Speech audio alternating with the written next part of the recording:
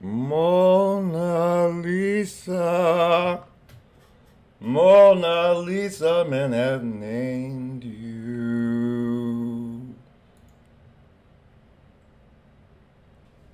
Please think for me, I can't bear to. You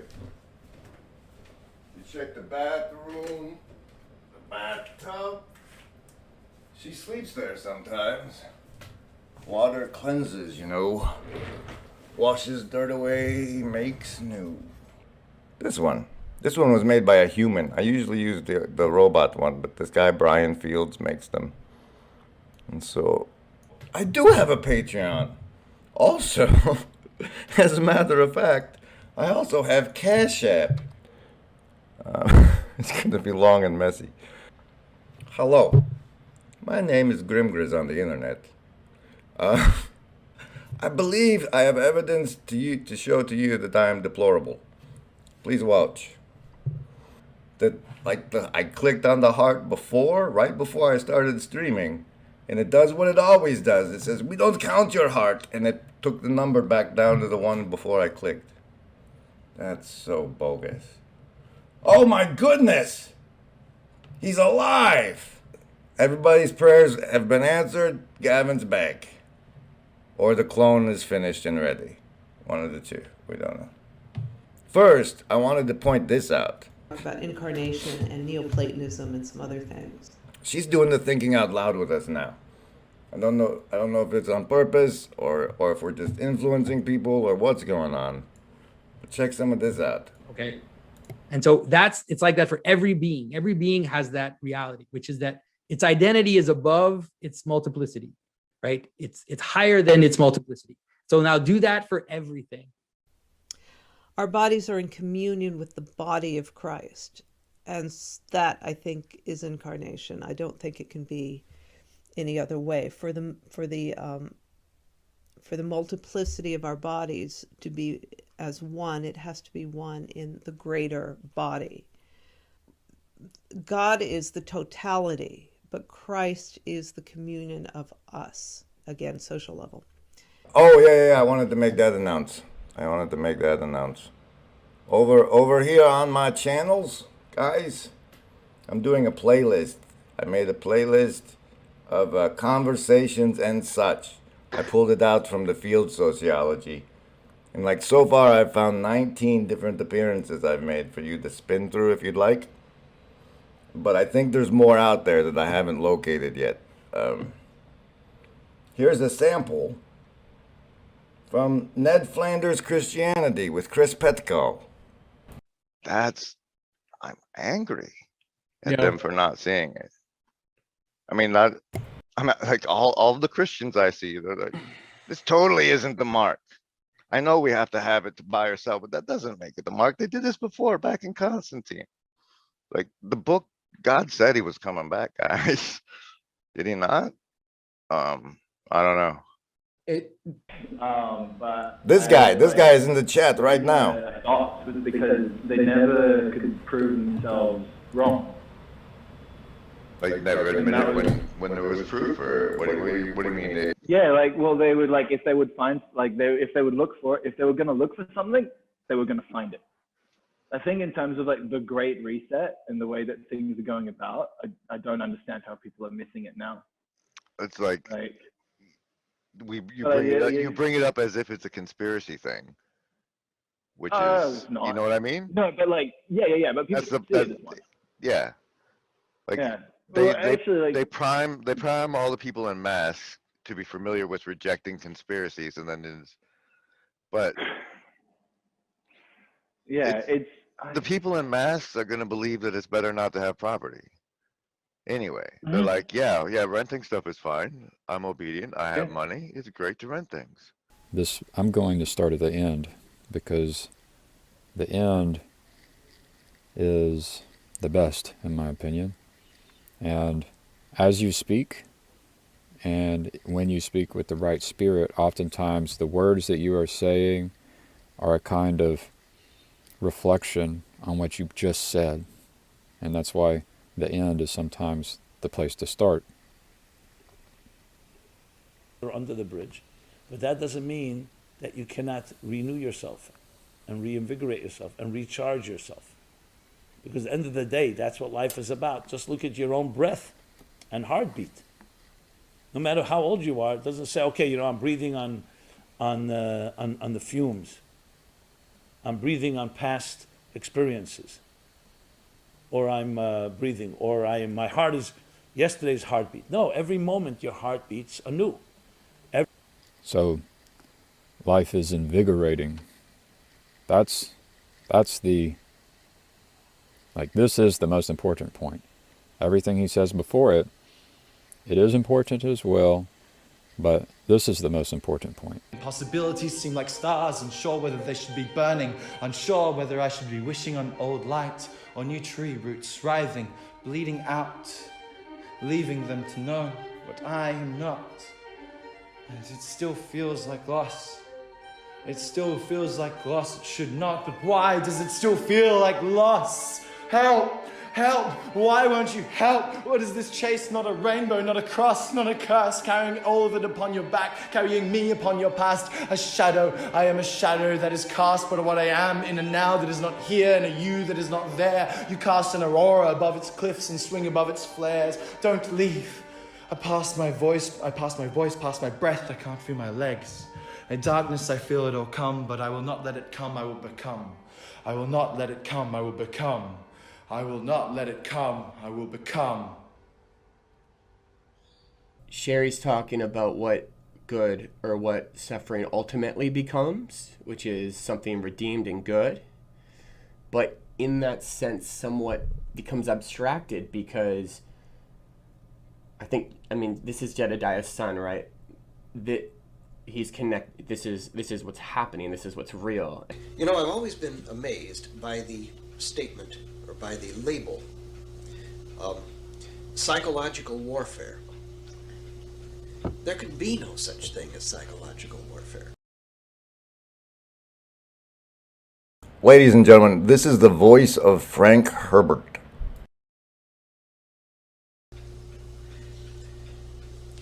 If you develop a psychological weapon sufficiently that it is destructive to any potential enemy, it will destroy you with the enemy. It's a two-edged sword without a handle, and if you grab it hard enough to wield it, you're going to be self-destructive. Yes. Notion, power corrupts both the user and the receiver of the power, both, absolutely. Right. Uh-huh. Acton saw it. Yeah. How interesting. I hadn't thought of the who power corrupts. Now the Bene Gesserit see this.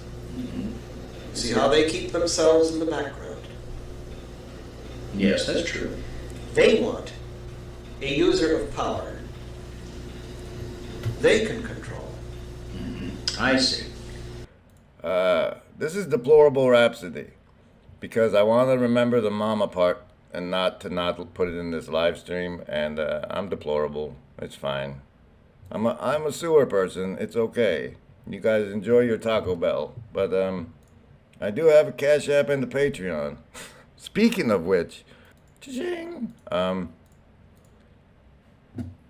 Today was a day, and things happened today. Okay. The Constantine bit. When Pageau, like, when I first was like, hey, Pageau, it's the mark. And, like, they thought, all this happened before. That's Constantine.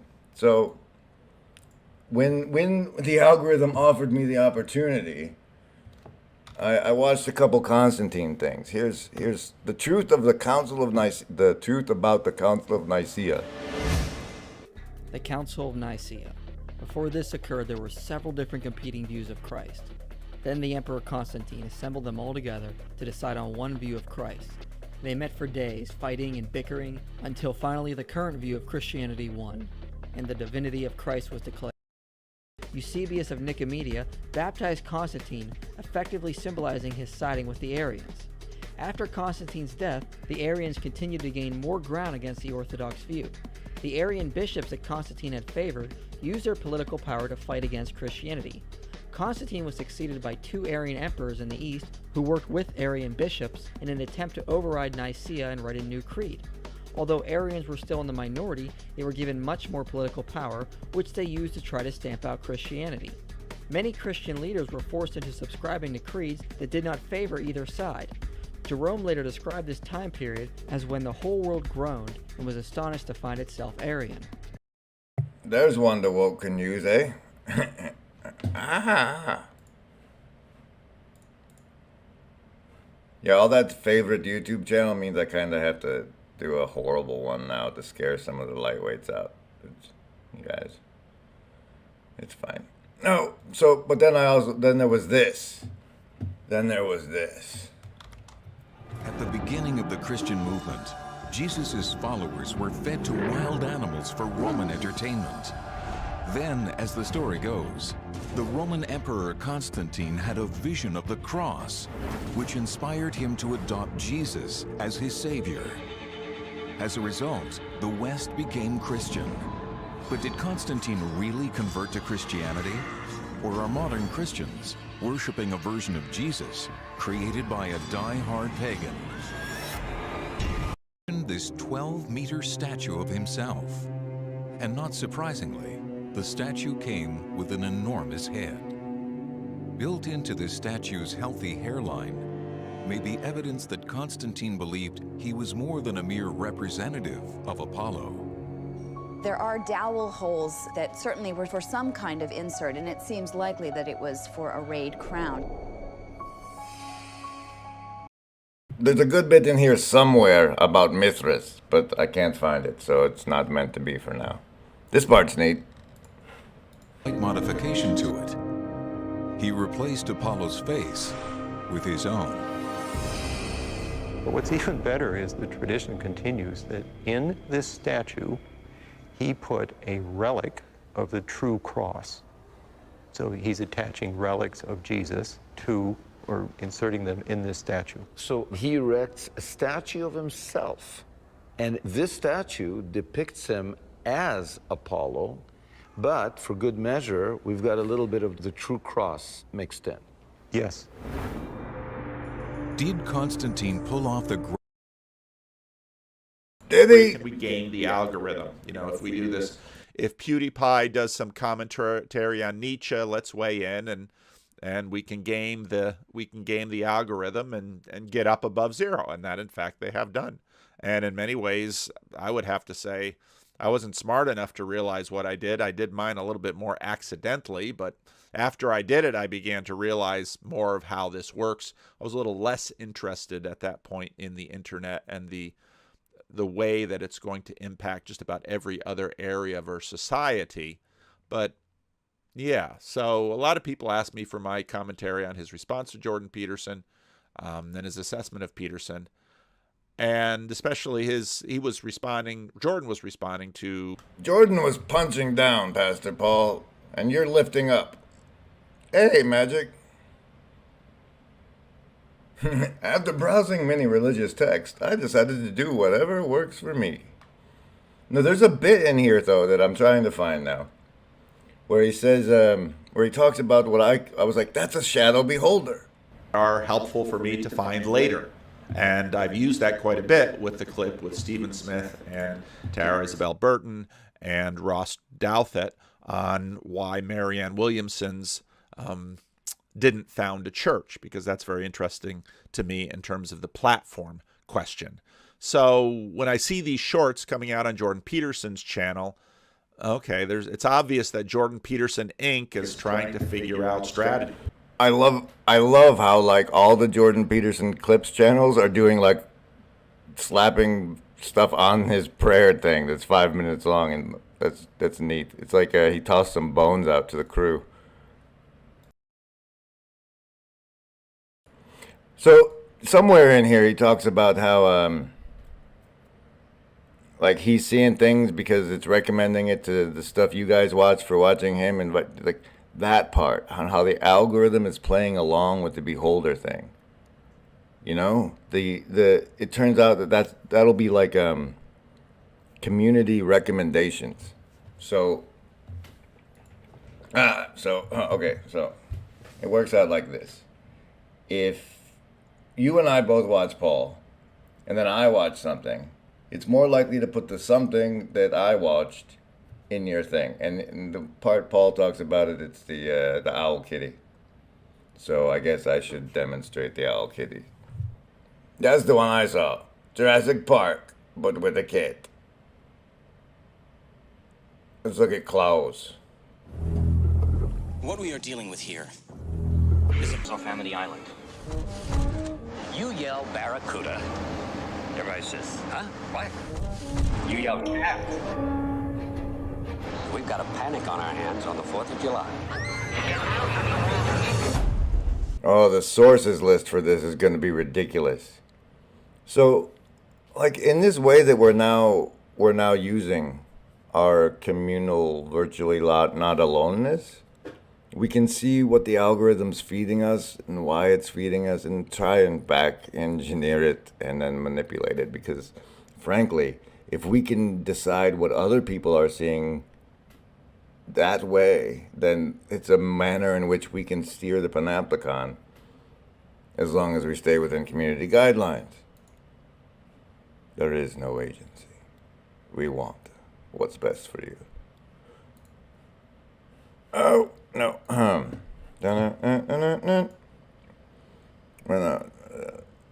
Oh, and there's this bit in the comments on comments that was nice. Let me see. Is it right here? Clip channel. You know, one of the things that Pageau said, it's fun watching Pageau develop because he's getting better and better and clearer, and his thought is refining. Well, that's what happens. Send them the link to my randos thing and say, okay, you want to talk with me? Get in the lottery. I think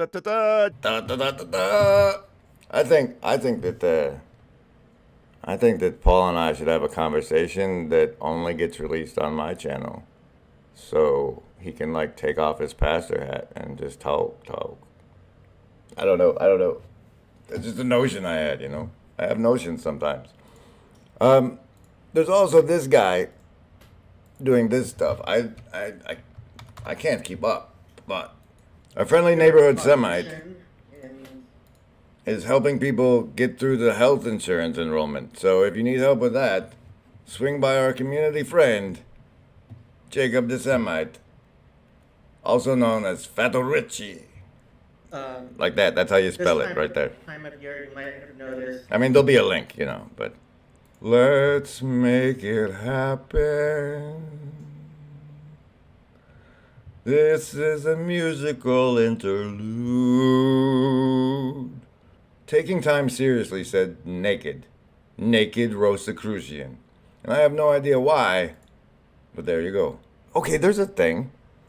Now, I don't know what the connection is, and there may not be any connection, but Russell Brand feller. Biden is delaying the release of top secret JFK files because he needs more time. How much more time? It's ages ago. Jonathan, hey, pass this on to Jonathan Pageau. What's the symbolism of a crow, and what's the symbolism of a crow fart? And also, while we're at it, what's the symbolism of two of them? Oh, did you guys catch out Benjamin Boyce had Jonathan Pageau on moments ago? It's true. It's good. We should make Paul talk about it. Want us to live in that upside down world? Like it doesn't. You think that's better? So you think that turning the world upside down and then reaffirming the same types, but so you make so what you do is you make the native person of a country, let's say, you flip them with the migrant. The migrant becomes the most important person, and then the native person becomes a dangerous, shifty person with bad intentions. It's like, so you've just turned the world upside down, dude. That's all you've done. But in reality, that's not how you exist. It's like the world actually has a shape. If you try to twist it and you try to make it upside down, at some point it's going to spring back, and it's going to spring back at you in ways that might be extreme. I forgot to do the savings throws repeatedly, so I'm doing them tonight because this next part This next part might be dangerous programming. So, remember, you can pick survival, social, wisdom,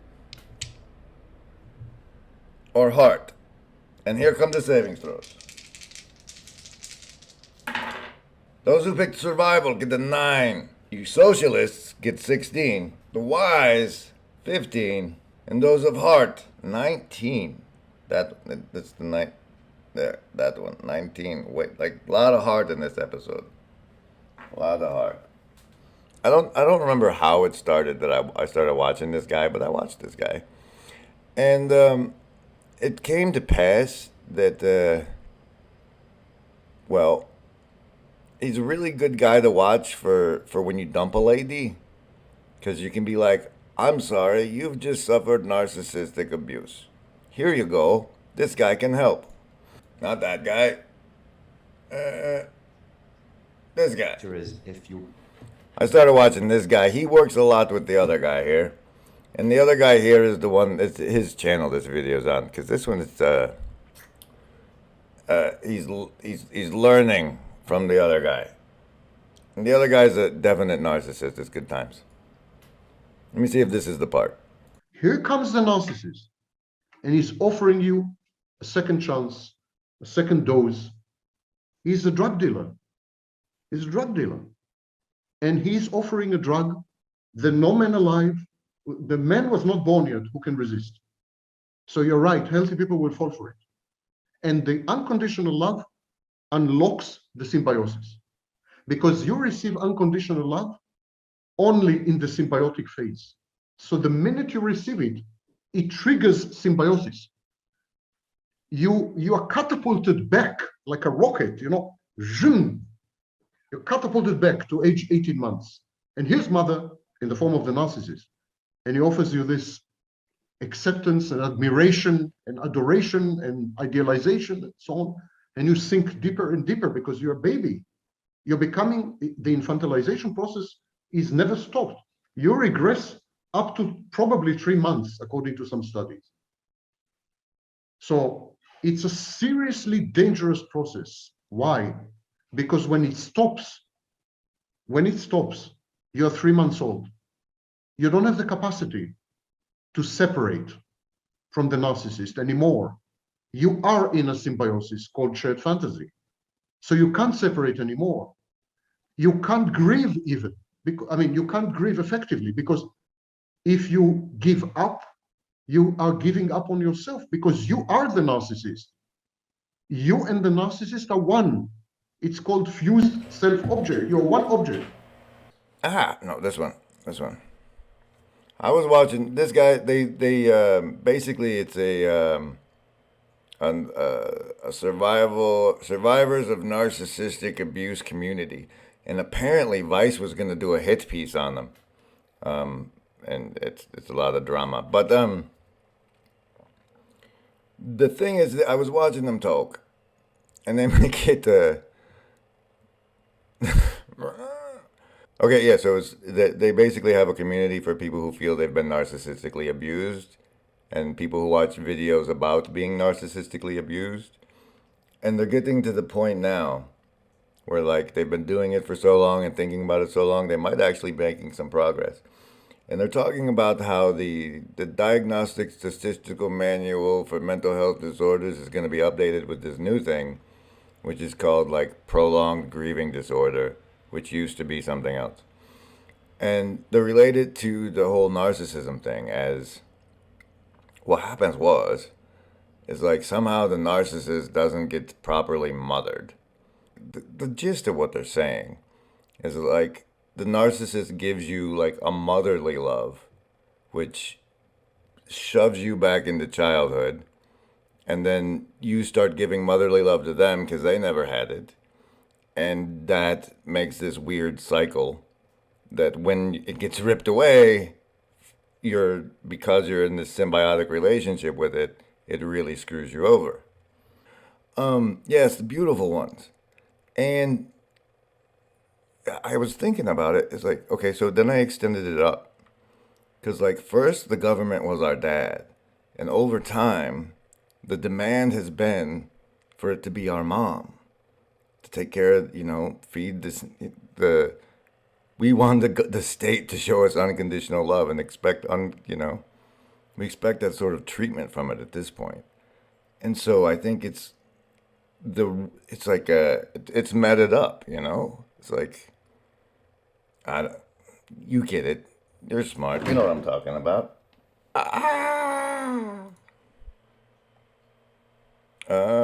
Shite.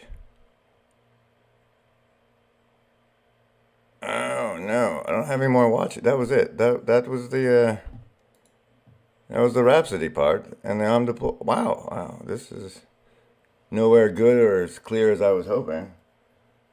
But I don't know. There was a stream, and people were here, and we thought together, and there's things in your mind now that weren't before, right? So, yeah, I mean, they're not all winners, but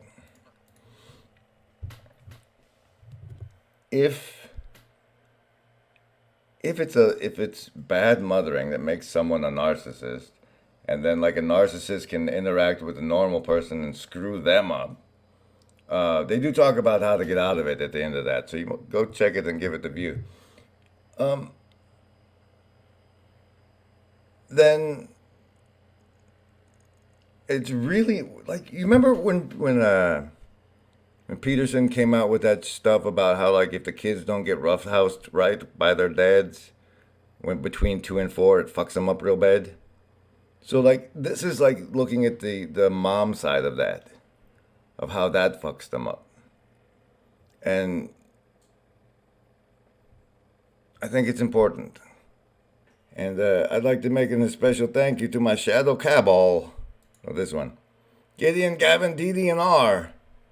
The production executives through Patreon. And if any of you are my Patreons at the Vente or higher level, there's supposed to be Discord benefits, but I set it up a really long time ago, so I don't know if they still work. And we should investigate that together. There's a special pillar room in the Discord with, I have to figure out if that's working. But we have a morale division. A way to say, keep going, Grim, once a month without even trying. $12 yearly. The Vente division, includes Discord benefits. And so does the $33 pillar division. And I don't know if those are working right now. So, and I also have to do a newsletter before the month is out.